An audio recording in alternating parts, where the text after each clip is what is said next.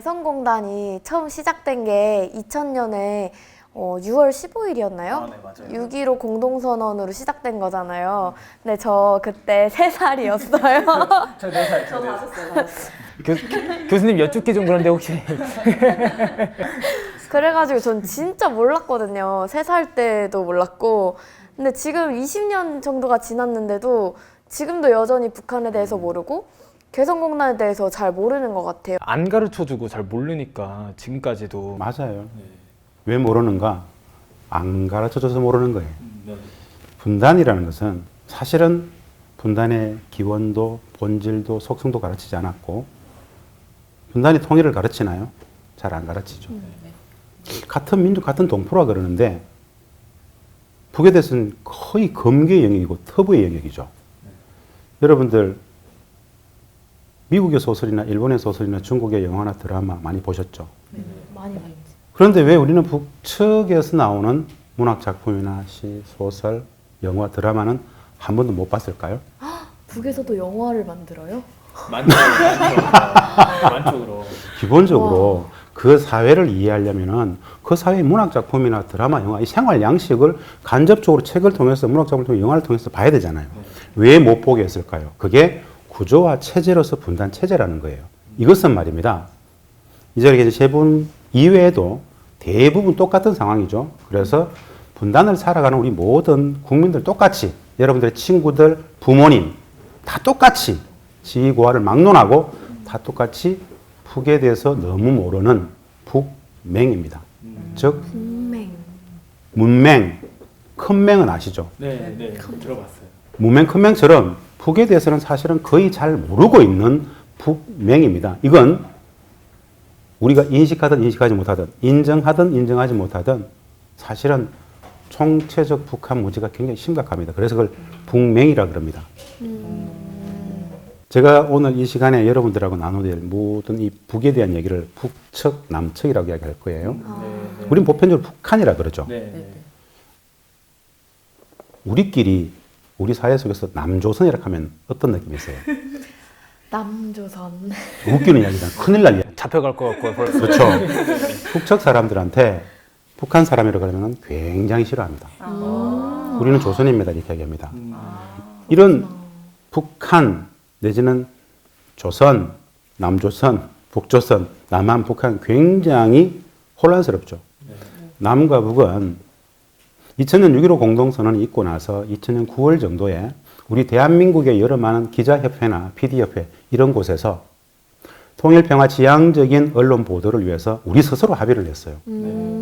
남측, 북측이라고 상호 호칭을 통일하자. 그래서 남북 관계가 좋을 때는 항상 남측, 북측이라고 언론도 썼었어요. 북한이라는 이야기는 우리는 대충 그냥 통념상 마음껏 씁니다만은 이데올로기적으로 북측을 폄훼하는 듯한 부정하는 듯한 단어가 될 수 있어요. 이런 말들 자체가 낯설죠. 늘 썼으니까. 언어라는 것은 사회적 약속 합의이기 때문에 그냥 썼는데 사실은 적절치 않은 단어예요. 오늘 이 자리에서만이라도 저는 계속 북측, 남측 이렇게 이야기할 겁니다. 요거 기본 하나 말씀드렸죠. 특히 저희 세대는 더 많이 모르는 것 같아요. 그 이전 세대보다. 북맹은 아까 말씀드렸죠. 여러분들의 탓이 아니에요. 국민들의 탓이 아니죠. 체제로서 분단도 통일도 북한도 가르치지 않았기 때문에 모르는 거예요. 이제는 알게 됩니다. 만나게 될 것이고 여행 가게 될 것이고 지난 수십 년간 여러분들은 거의 북측 사람들을 직접 대면해서 일상적인 대화를 못 해봤을 거예요. 근데 조만간에 여러분들은 평양을 가고 금강산을 가고 백두산을 가게 됩니다. 그렇게 만나게 될 그 2,500만 만의 북측을 살아가는 사람들은 사실은 우리하고 거의 별로 다를 바가 없습니다. 이제 새로운 세상이 열린다 이렇게 생각하시면 틀리지 않을 겁니다. 저희가 북에 대해서 잘 모르는 만큼 그 개성공단도 진짜 잘 몰랐던 것 같은데 그냥 뭐 퍼주기다 막 그런 식의 뉴스를 많이 봤던 것 같은데 그렇게 보지 않았어요 옛날에? 저도 기억하는 게 이제 초등학교, 중학교 때 막 처음에 한다고 하길래 그때는 되게 초등학교 때는 분위기가 좋을 때라 가지고 당연한 거라고 생각을 했었는데 어느 순간 되니까 이제 막 이거를 한 해 만해로 계속 뉴스가 나오더라고요. 그래서 막 엄청 시끄럽다가 뭐 개성공단이 뭔지도 잘 모르고. 보세요.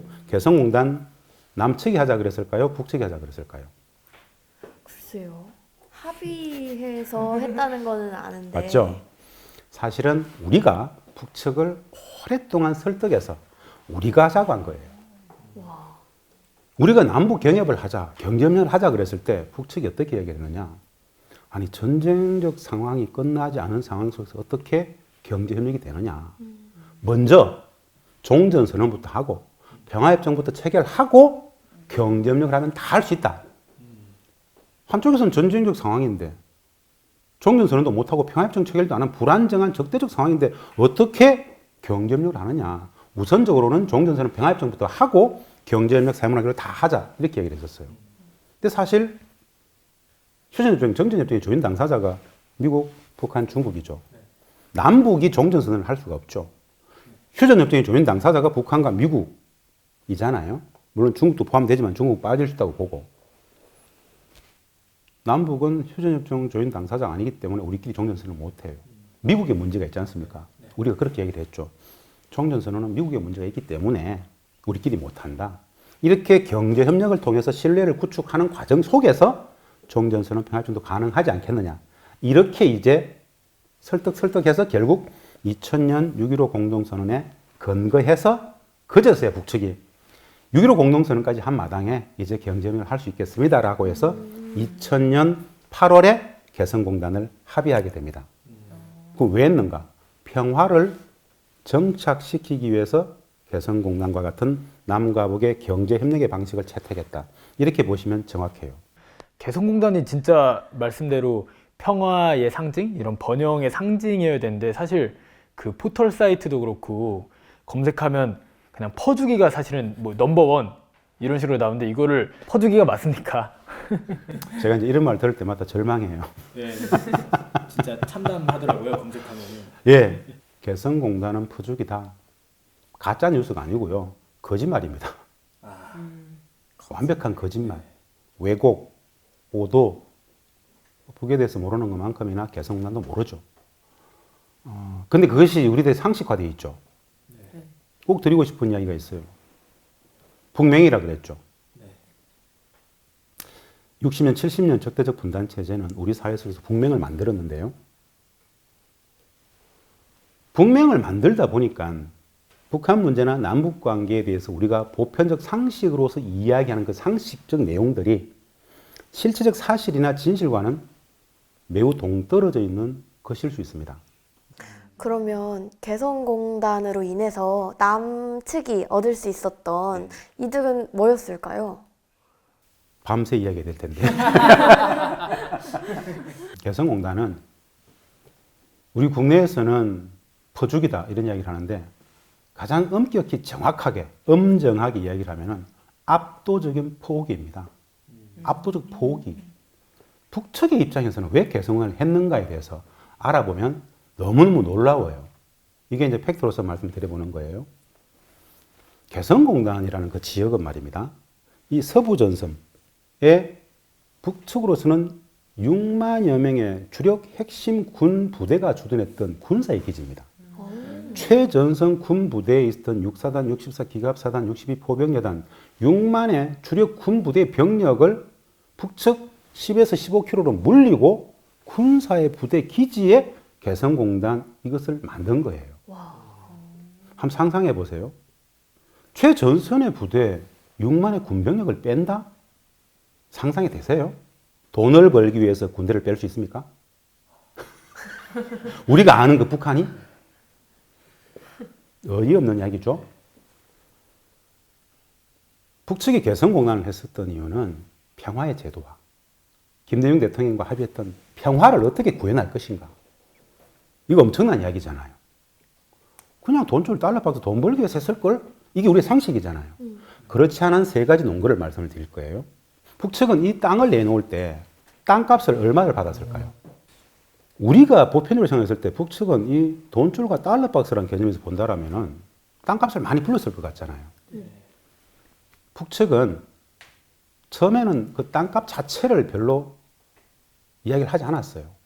상징적 수준에서 나중에 결국 받았습니다. 상징적 수준에서 받아라고 했을 때 그들이 제안했던 금액은 1제곱미터당 1,000원. 왜 그랬을까요? 돈줄 달러박스 외화벌이라고 우리가 알고 있는 그 상식을 보면 왜 그들은 우리가 14만 9천 원, 45만 원, 140만 원 분양가를 다 아는데 왜 그들은 1제곱미터당 1달러 1,000원을 요구했을까요?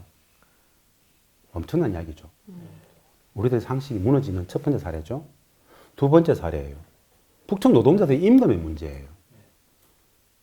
거기 들어간 개성공단에 들어갔던 대부분의 기업 업종들은 한계 기업의 노동 집약적인 하청업체들이 들어갑니다. 오로지 북청 노동자들의 저임금 하나 보고 들어갔었어요. 중국보다는 최소한 더 낮은 임금을 줄 수 있을 거야. 이거 보고 갔단 말입니다. 2004년 상황을 한번 돌아가 볼게요. 당시에 북청 노동자들 임금을 얼마로 책정할 것이냐와 관련해서 남북이 협상을 하게 됩니다. 우리는 해외 조사를 다 해보고 기업들 의견도 들어보고 한 달에 한 200불, 250불 정도는 줄 수 있다고 생각했어요. 한 20만 원, 25만 원 정도는 줄 수 있다고 봤어요. 북측이 제안했던 최종 김정일 국방위원장이 제시했던 북청 노동자들 한 달 기본임금은 50불이었어요. 왜 50불을 제안했을까요? 북측이 제안한 금액이에요. 돈줄과 달러박스라는 우리들의 상식으로서는 이거 해석이 안 돼요. 세 번째도 마찬가지로 세 번째 사례, 즉 북측이 개성공단을 돈줄과 달러박스로 보지 않았다는 세 번째 논거 또한 임금의 문제인데요.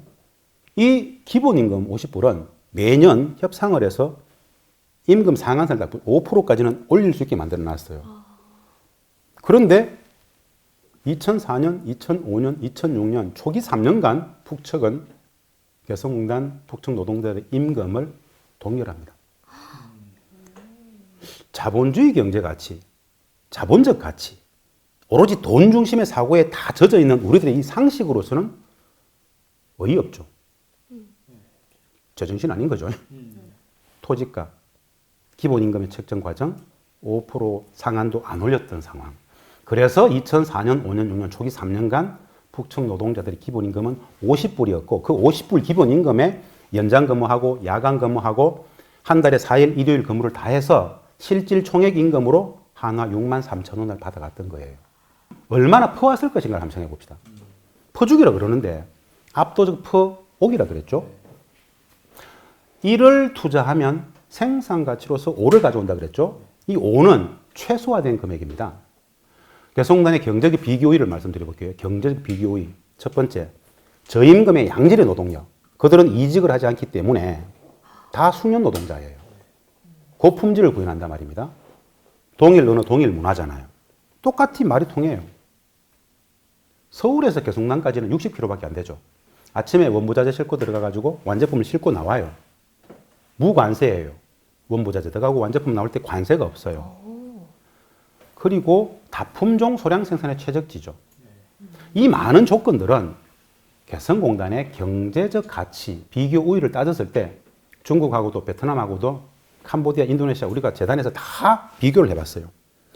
세금을 얼마를 내는지, 사회보험료를 얼마를 내는지 다 계산해 봤을 때 개성공단은 노동제도, 조세제도, 회계제도, 세무제도적 관점에서 봤을 때 압도적인 경쟁력을 담보해요. 그래서 제도적 차원에서 개성공단과 경제적 비교 우위를 담보할 수 있는 공단은 전 세계 어디에도 없어요. 그래서 우리는 최소 5배, 많게는 20, 30배를 오히려 퍼왔다고 얘기를 하는 거예요. 1년간 개성공단을 통해서 들어가는 모든 환상 가능한 돈을 다 따지면 얼마냐면요. 5만 5천 명 전체 노동자들에 대한 임금, 우리 기업들이 5년, 8년 만에 내게 되는 세금, 북측 노동자들이 먹게 되는 라면, 초코파이까지 그걸 다 가격으로 따졌을 때 연간 1억 달러 정도 들어갑니다.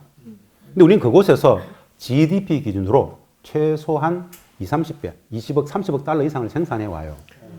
이게 팩트죠. 근데 국민들은, 언론들은 이런 이야기를 쓰지 않아요. 맞아. 그냥 퍼주기라 그래. 당연히 북측 노동자들이 받는 임금이 핵과 미사일 자금으로 전용되겠지 라는 추정에 근거해서 퍼주기라 그러죠. 퍼주기 담론은 굉장히 이데올로기 공세입니다. 분단체제를 심화시키는 이데올로기죠. 매우 적절치 않은 거짓이다. 결국 퍼주기 담론을 이해하면서 남북경협하지 말자는 거죠. 분단을 심화시키고자 하는 사람들이 만들어낸 이데올로기예요. 비친실로서 공유될 필요가 있겠다. 이 말씀을 꼭 드립니다. 저희 나이 때 대학생 이제 또 슬슬 졸업하고 하면 취업 준비 때문에 네, 많이들 또 친구들이 그러고 있는데 이런 뭐 일자리 가지고 되게 막 뭐 고민도 많이 하는 나이다 보니까 이런 문제에 되게 민감한 것 같아요. 그러다 보니까 개성공단도 일자리를 뺏는 거 아니냐 뭐 이런 식으로 얘기를 많이 하는데 그런 이야기들 많이 하죠. 먼저 사실이 아닙니다. 잘 모르고 하는 이야기입니다. 먼저 말입니다. 개성공단과 같은 남북 경협이라는 것은 뺏고 뺏기는 제로섬 게임이 아닙니다. 상호 윈윈하는 남과 북 공이 상호 보완적으로 더 좋아지는 그런 공단인데요. 남측에 있는 기업이 북측에 가면은 당연히 일자리가 사라지겠지. 1차원적 생각이죠. 거기에 간 기업들이 어떤 기업들인지를 볼 필요가 있습니다. 제가 아까 말씀드렸다시피 개성공단의 간 기업들은 대부분 우리 국내에서는 이미 20년, 30년 전에 대부분 업종 경쟁력이 떨어져가지고 사라져가고 있었다. 현재도 사라지고 있는 이미 중국 나갔다가 동남아로 다 빠지고 있는 이런 업종들이에요. 20년 전부터 이미 국내에서는 업종 경쟁이 떨어져서 일자리가 다 사라졌던 그 업체들이 개성공단에 가서 계속 영위를 하면서 사라져갔던 일자리들을 계속 유지하고 돈을 벌게 됨으로써 재투자해서 또 새로운 일자리를 창출하는 거죠. 국가 경제, 국민 경제 전체가 커지는 거예요. 단선적인 사고로서 대립적 국면 속에서 뺏고 뺏기는 이런 제로섬 게임으로서 보는 것 자체가 분단을 우리의 해결적인 단선적인 걸 보는 건데요. 예를 들어서 이런 겁니다. 125개의 제조업 기업이 있었어요. 그곳에 종사했던 남쪽 주전들 그래봐야 한 2, 3천 명, 본사 합치면 한 5, 6천 될 겁니다. 그들만의 일자리가 아니죠. 연관 협력업체가 3,800개가 있었어요. 남측에. 개성난 125개 제조업 기업에 원자재, 부자재를 공급했던 협력업체가 3,800개란 말이죠. 거기에 종사하는 인원이 7만 8천 명이었습니다. 그러니까 이런 일자리들이 만약에 이 기업들이 동남아로 갔다고 한번 생각해 보세요. 베트남이나 인도네시아나 캄보디아, 동남아로 빠져버렸으면 약 8만 개의 일자리는 사라졌을 거예요. 그런데 이 본사에서 자회사를 개성에 차림으로써 100% 원부자재가 다 남측에서 들어가지 않습니까? 그 원부자재를 공급했던 협력업체들이 여전히 이 일자리를 유지하거나 오히려 더 많이 창출하는 과정이 있었죠. 개성도 공단에 들어갔던 기업들은 평균 따져봤을 때 2007년 기준으로 한 회사의 자산 규모가 3억 9천만 원짜리였어요. 평균 3억 9천만 원짜리 회사들이 2015년이 되면 거의 30억이 됩니다. 그만큼 자산이 늘었다는 이야기죠. 자산이 는 만큼 투자를 했겠죠. 투자를 하면 고용이 창출되죠. 압도적으로 고용을 창출했단 말이래요. 이게 개성공단의 일자리가 늘어난다는 이야기인데 공단에만 북측 노동자를 5만 원씩 이거 말고 남측에 여러 회사가 규모가 커지면 커질수록 더 고용하지 않겠습니까? 그것이 실제적인 이야기예요. 이런 기본 맥락을 전혀 모르는 사람들이 당연히 남측에 있었어야 될 기업들이 북측에 투자를 한 건데 회사를 뜯어갔다고 생각해요. 그렇지 않아요. 추가 투자, 신규 투자를 한 거잖아요. 그래서 돈을 벌고 남측의 본사가 더 커지게 되고 이런 구조에 있다. 그리고 연간 협력업체들의 일자리를 그만큼 늘렸다. 그러면 이제 이렇게 한번 상정해 보세요. 125개의 제조업 기업의 연간 협력업체가 3,800개에 8만 명이었다 그랬죠. 남과 북이 합의했던 전체 개성공단의 규모로 본다라면 최소 3,000에서 5,000개 정도의 제조업 기업들이 안에서 운영이 되었어야 됩니다. 그 연관 협력업체를 계산해 보면 보통 8만 개에서 12만 개를 상정해요. 12만 개? 8만 개에서 12만 개의 연관 협력업체들이 창출할 일자리 상정해 보세요. 이게 바로 남북의 경제협력이라는 거예요. 이런 거 아무도 모르잖아. 그냥 일자리를 뺏어갈 거야. 이 일자리를 뺏어간다라고 주장하는 사람들은 분단 심화의 이데올로기에 젖어 있는 사람들. 사실 그분들도 모르고 하는 이야기죠. 왜냐? 개성에서 일을 안 해봤잖아요. 그냥 그런 갑다라고 마음껏 이야기를 하는데 그 발언 하나하나가 남북의 폐화적 관계를 훼손하는 무지가 또 다른 악이 될 수 있는 굉장히 심각한 문제예요. 그래서 정확하게 이야기를 할 수 있어야 됩니다. 개성공단은 압도적으로 일자리를 창출하더라. 여러분들의 일자리도 마찬가지입니다. 남북 경협이 잘 돼야 청년 일자리 문제가 해소됩니다. 예. 이 개성공단에서는 서로를 이해했다고 하셨잖아요. 근데 문화적으로 그래도 이거는 이해가 안 된다 해서 좀 달랐던 부분은 뭐가 있을까요? 많죠. 많죠. 많은데 도무지 이해가 안 돼? 이런 건 별로 없어요. 대부분 이해가 돼요. 공동체성을 생각해 보면 여러분들이 2000년대를 전후로 한 그 시기에 태어났다고 그랬는데요. 60, 70년, 80년대의 우리 한국 사회의 시골 어떤 마을에 시족 마을 같은 분위기가 좀 있어요. 공동체성이 굉장히 강합니다. 아까 말씀하셨다시피 우리는 그 시기에 있었지만 굉장히 고도의 자본주의화 되면서 돈 중심 사회가 급속히 진전되는 과정 속에서 개인화가 굉장히 빠르게 정착이 됐고 이제는 개인주의 문화가 당연한 상식이 되었죠. 북측은 우리의 이 개인주의가 굉장히 불편한 시선으로 봅니다. 이것을. 어떻게 그럴 수 있냐고. 제가 옆에서 우리 부서에 있는 직원들 쭉 보고 있다가 북측 직원들께 하는 이야기를 들어봐요. 쟤는 왜 자꾸 옆에 애한테 저렇게 자꾸 지적질을 할까? 지적질을 할까? 제가 불러가지고 누구야? 니는 네 일을 해라. 이렇게 얘기를 하죠. 걔는 저한테 뭐라 그러겠습니까? 부장 선생님, 네 일 내 일이 어디 있습니까? 다 우리의 일입니다. 전 그때 띵 맞지 우리의 일이지. 그 직원이 한 번 와서 부장 선생님, 저 오늘 그날 자기가 다 한 일은 다 했대요. 무엇을 도와드릴까 이렇게 물었어요. 제가 그래 일 다 끝났다고 쉬어라 이랬어요. 이거 내가 하면 된다. 아니 제가 도와드리겠습니다. 이게 아주 맹랑하게 진심으로 그렇게 얘기를 해요. 우리는 어떤 것 같아요? 우리는 그런 누군가 와서 뭘 도와주겠다 그러면은 조금 불편해. 내가 하면 되는데 뭐 바쁜 일도 아닌데 내가 하면 되는데 됐다. 네 일 하고 있고 하면 쉬어라 이러면은 굉장히 기분 나빠요. 왜 그렇죠? 이 일은 그 사람한테는 우리의 일이잖아요. 이게 문화의 다름일 수 있겠죠. 여기 옳고 그름은 없어요. 우리끼리는 상식적으로 네 일, 내 일 있지만 그들에게는 네 일과 내 일을 가르는 것 자체가 굉장히 낯선 문화예요. 그들에게는. 이게 다름이에요. 나중에는 이야기 되죠.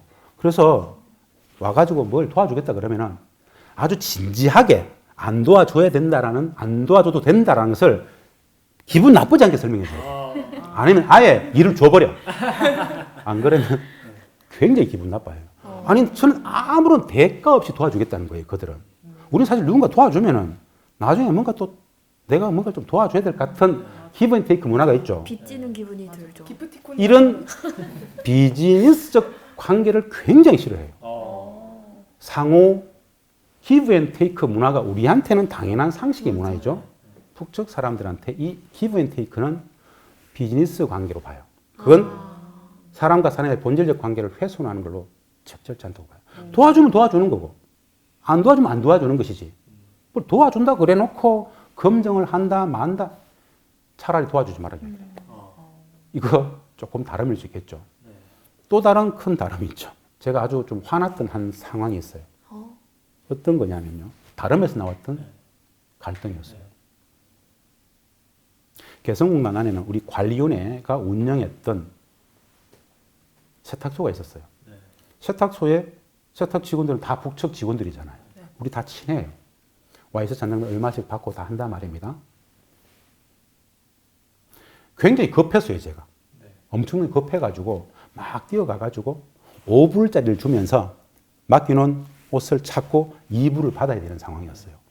급해, 저는. 막 뛰어가가지고 누구야? 내 거 줘. 5불 주고 2불 빨리 달라 이랬어요. 아, 부장 선생님 2불 없습니다. 저기 그 세탁소 바로 옆에 요즘에 CU 편의점이 있었어요. 패밀리마트. 패밀리마트. 그때 패밀리마트 있었거든요. 빨리 가서 바꿔오래요. 저한테. 저한테 감히 내가 고객인데. 고객인데. 빨리 다시 이제 나한테 5불을 주면서 빨리 갔다. 바쁘다 그러니까 부장님 빨리 바꿔오시라 이래요. 순간 뭐지 이거? 야, 네가 빨리 바꿔와 이랬어요. 상식이잖아. 그 전문의 가서 바꾸는 거 아닙니까? 어떻게 이건 우리의 상식이죠. 네. 그들의 상식은 아니죠. 우리의 당연히 점원이 이걸 바로 옆에 가가지고 옆 건물인데 바꿔와서 하는 게 우리의 상식이지만 그들에게는 내가 가서 바꾸는 게 상식이죠.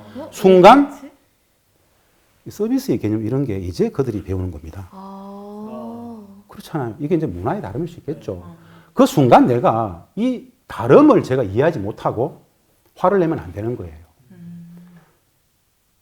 우리 많은 사람들 그런 상황이 딱 직면하면요. 얘가 나를 무시하나? 나를 뭘로 보는 거지? 이렇게 오해할 수 있어요. 그러면 싸우게 돼. 내 기준에 상대방이 북선생님 가서 바꿔야 되는데 그 사람은 당연히 내가 바꿔와야 되는 거예요. 그래서 저는 제가 가서 바꿔왔어요. 이런 소소한 다름들이 모여 생활 양식에 다름이 있는 거예요. 그런데 나중에 되면 그들이 가서 바꿔와요. 배우잖아. 사람에 대한 봉사는 좀 다른 건데 하여튼 그 다름이 존재했죠. 이런 것들은 적지 않게 많다. 그런데 대부분 다 저것이 그들의 생활 양식의 상식이구나 하고 알게 되면 기분 나쁠 일 없죠. 그쵸. 당연한 거라고 생각하면 되죠. 그들도 제가 막 처음에 갔다 와 이랬을 때 너무 당황스러워가지고 소장님 다녀오시라요. 순간 굉장히 놀랐을 거야. 서로가 남측에서는 이러는구나. 이게 13, 14년간 서로가 서로를 배웠던 매일매일 작은 평화와 통일의 사례들이 발현 축적되는 과정, 즉 서로가 서로를 배워가는 과정 속에서 오해가 이해가 되는 과정이죠. 세 가지를 특징적으로 꼭 알아야 돼요. 북측을 이해할 때는. 북측 체제를 이해할 때 기본 키워드 세 가지가 있어요. 우리하고 다른 거. 세 가지요. 지금 자신감 있게 제가 북한 학자로서 말씀드리는 겁니다. 북측을 이해할 때 세 가지 핵심 키워드. 첫 번째, 우리 자본주의 경제와는 전혀 다른 사회주의 경제를 가지고 있다는 것.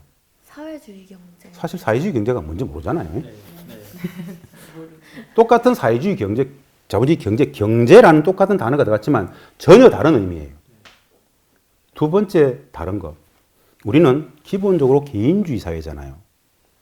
북측은 고도의 공동체성을 구현하는 집단주의 사회예요. 우리 개인주의적 가치관 측면에서 본다라면은 집단주의는 굉장히 좀 이상하고 좀 두렵고 뭔가 좀 불편하죠. 근데 그분들은, 북측 사람들은 우리들 이 개인주의가 너무너무 못마땅해요. 도무지 이해가 안 된대요. 이 다름이 존재하는 거야. 그것에 옳고 그름은 없어요. 그냥 다름이 있을 뿐이에요. 그리고 우리하고 또 다른 한 가지가 있어요.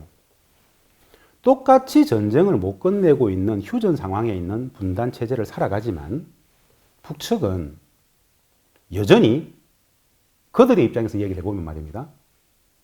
66년간 미국과의 전쟁을 못 끝내고 있는 군사국가라고 얘기를 해요. 근데 북측은 사회주의 경제다, 고도의 집단주의 체제다. 이 두 가지 특징을 압도하는 가장 큰 특징적 키워드를 이야기하면 미국과의 전쟁을 못 끝내고 있는 전 국가적 체제로서 군사국가예요.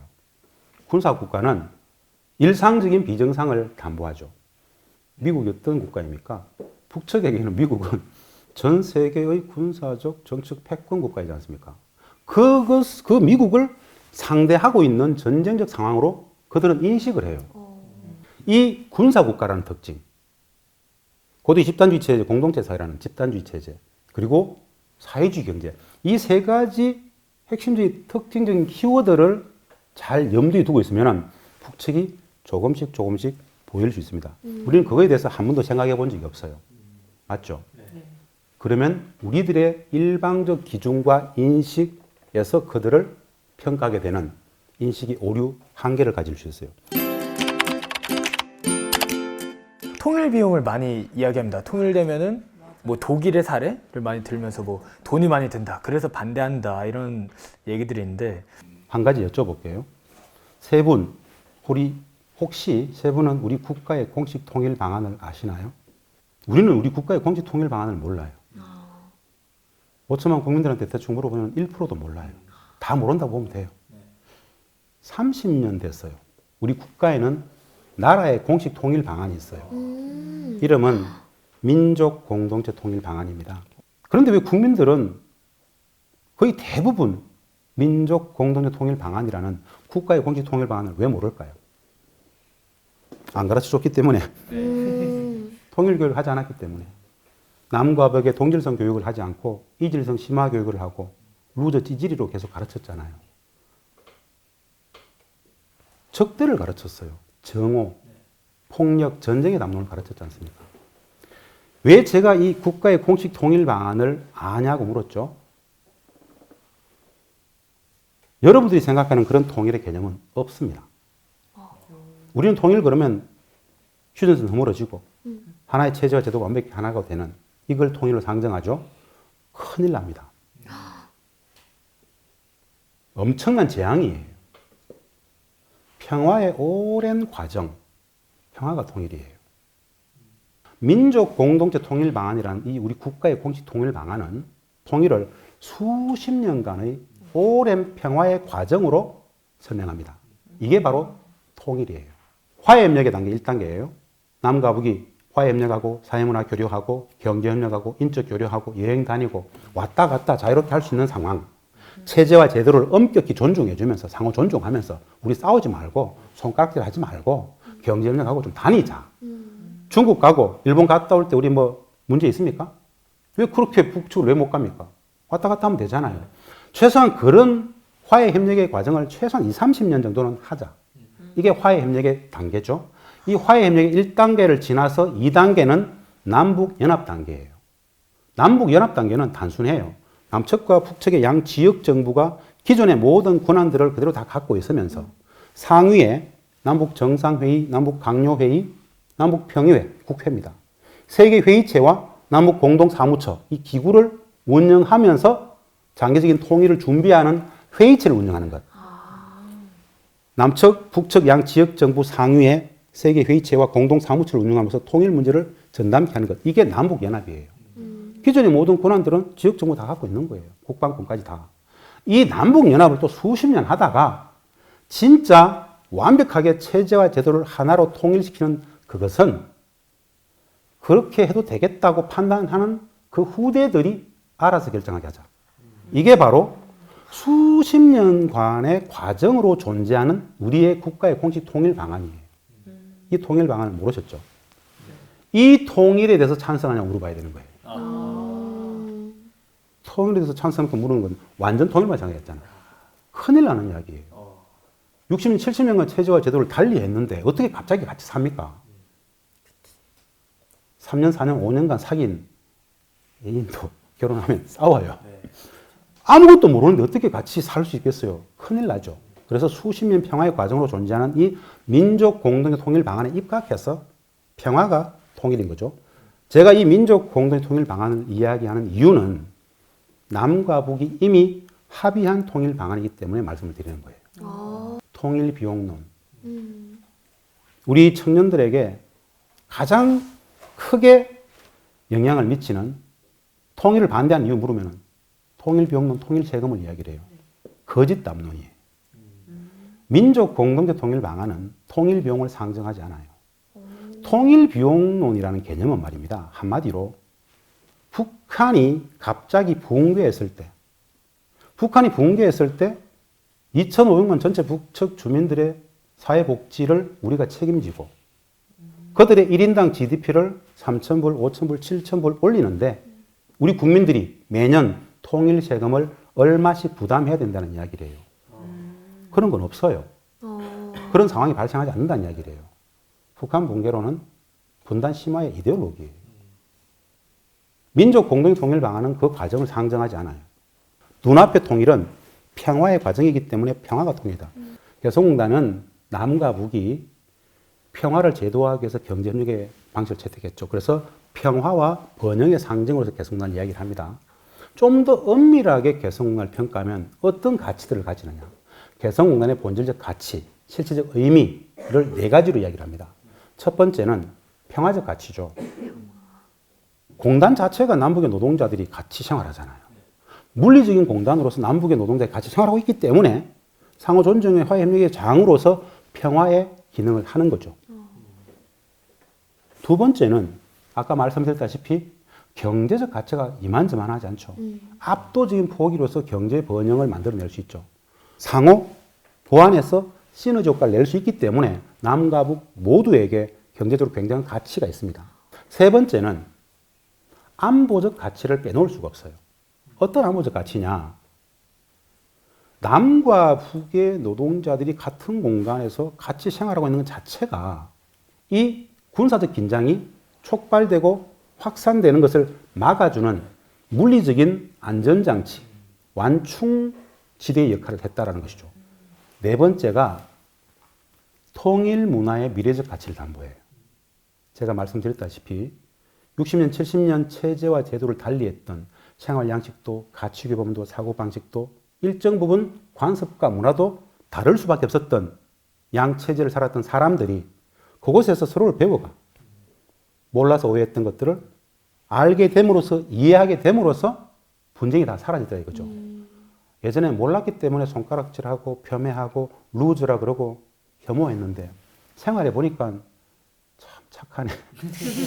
생활해 보니까 아, 얘들은 이런 상황 속에서 저런 판단을 하는구나. 아, 그렇구나. 북측도 우리를 배우면서 아, 저 사람들은 개인주의 사회가 저런 거구나. 서로가 서로를 배웠기 때문에 향후 통일이 되어가는 과정 속에서의 엄청난 상징처럼 통일의 문화를 이미 만들었다고 이야기를 해요. 그래서 개성공단을 보면 개성공단의 정착의 과정을 보고 있으면 아, 남과 북이 나중에 만나게 되면 개성공단과 똑같은 평화와 통일의 과정을 가져가겠구나 하고 이야기를 하죠. 그래서 매일매일 작은 평화와 통일의 사례들이 발현 축적되어지는 기적의 공단이다.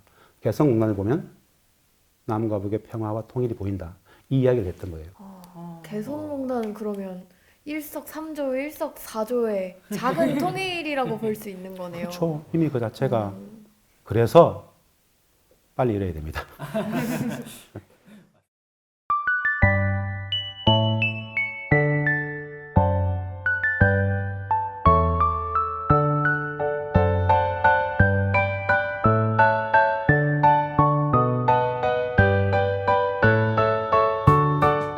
제가 제일 고생한 거는 남측 북측 표현 쓰는 거 잘 안 나와요. 처음에 가면 계속 남한이라고 그러고 북한이라고 그러고 그래서 3개월 좀 지나니까 그런 실수는 안 했던 것 같아요. 제가 볼 때는 북은 잠재력이 굉장히 많습니다. 뭐 기억력도 되게 좋고요. 이 굉장히 생각보다 빨라요. 뭐 두뇌 회전이 빠르다 그래야 될까? 빠르고 협상도 잘하고 말도 잘하고 그리고 좀 의지력도 강하고. 사무실에서 같이 근무했던 직원들이 제일 소식이 궁금하고 또 지금 어디서 어떻게 일을 하고 있는지 또 잘 지내고 있는지 되게 궁금하고요. 나중에 다시 가동을 하게 되면 다시 만날 수 있을까? 뭐 그 인원들하고 다시 일을 할 수 있을까? 70년 이상 갈라져 있었다고 하지만 사실 뭐 그렇게 긴 세월이라고 보지 않습니다.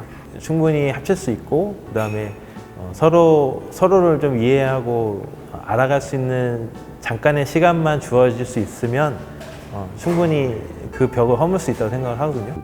점차 하나가 되어가는 그런 과정 같습니다. 같이 일을 오랫동안 하다 보니까 이 토요일 오후가 되면 좀 한가한 경우가 있었어요. 이럴 때는 저희 부서의 북측 여직원 이름이 홍설경이라고 했는데 이 친구가 북에서 음악대학을 나왔어요. 기타 연주하면서 북측의 노래, 예를 들면 뭐 반갑습니다, 다시 만나요, 림진강 이런 북측 노래들을 저희들한테 가르쳐 줬고요. 저희들은 같이 배우면서 즐겁게 따라 부른 그런 기억이 납니다. 아, 많이 보고 싶지요. 예, 또 그동안 어떻게 살았는가도 서로 궁금하고 또 같이 만나서 일할 수 있었으면 더욱 좋겠습니다. 나와서 보니까 아, 그때 이런 과정들이 있었구나. 경제로 시작했지만 이 경제적인 이유로 시작했지만 나중에는 이게 평화가 되고 앞으로 통일을 하는 데 있어서 이게 꼭 필요한 과정이라는 걸 이제 나와서 느끼게 된 거죠.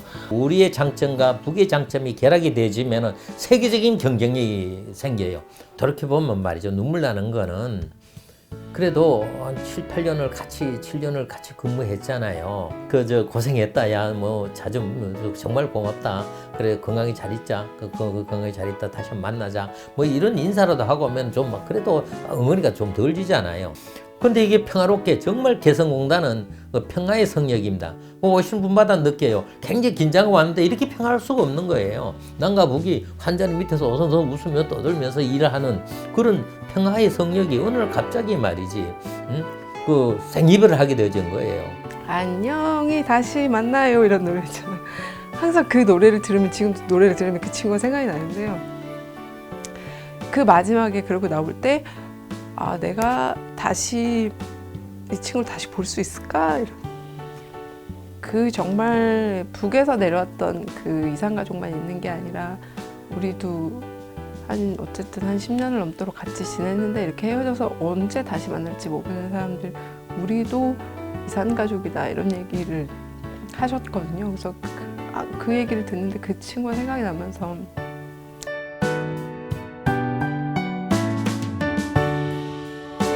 우리가